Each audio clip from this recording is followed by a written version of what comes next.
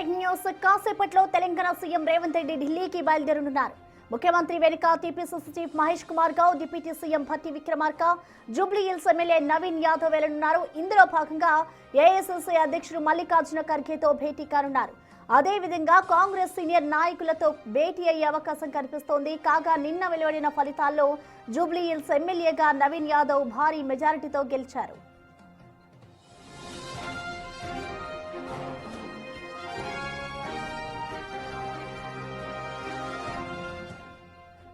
దీనిపై పూర్తి డీటెయిల్స్ ని మా ప్రతినిధి హేమ అందిస్తారు. హేమ, చెప్పండి, కొద్దిసేపట్లో ఇటు సీఎం రేవంత్ రెడ్డి ఢిల్లీకి వెళ్ళబోతున్నారు. సో ఓవరాల్ అప్డేట్స్ ఏంటి?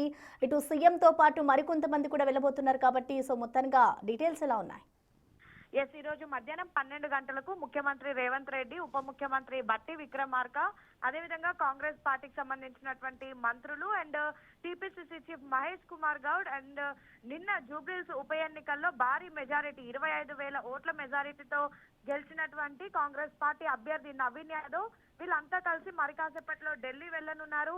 ఢిల్లీలో వెళ్లి ఏఐసీసీ అగ్రనేతలైనటువంటి ముఖ్య నేతలందరినీ కూడా కలవనున్నారు. మొదటిగా ఖర్గేని కలిసి నిన్న జూబ్లీహిల్స్ మెజారిటీతో గెలిచినటువంటి నవీన్ యాదవ్ పరిచయమే కానివ్వండి, సేమ్ టైం ఇతర ముఖ్య అంశాలను కూడా డిస్కస్ చేయనున్నారు. గెలుపుకి గల కారణాలు అండ్ నిన్న జరిగినటువంటి పరిణామాలు అండ్ ప్రతిపక్షాల పైన ఏ విధంగా ప్రస్తుతం రాష్ట్ర ప్రజలు, జూబ్లీహిల్స్ నియోజకవర్గ ప్రజలు ఏమనుకుంటున్నారు అండ్ మోర్ ఓవర్ ఇక్కడ గెలవడానికి గల ముఖ్య కారణాలు ఏంటి, ఇలా అనేక అంశాలపైన కూడా చర్చించున్నారు.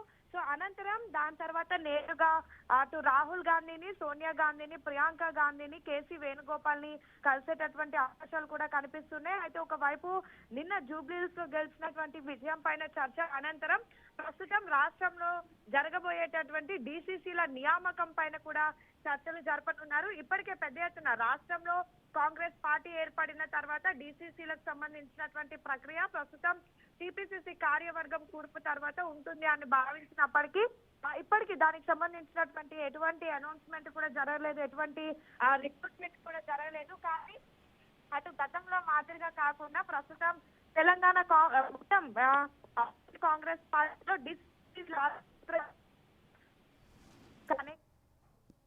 Right, thank you Hema.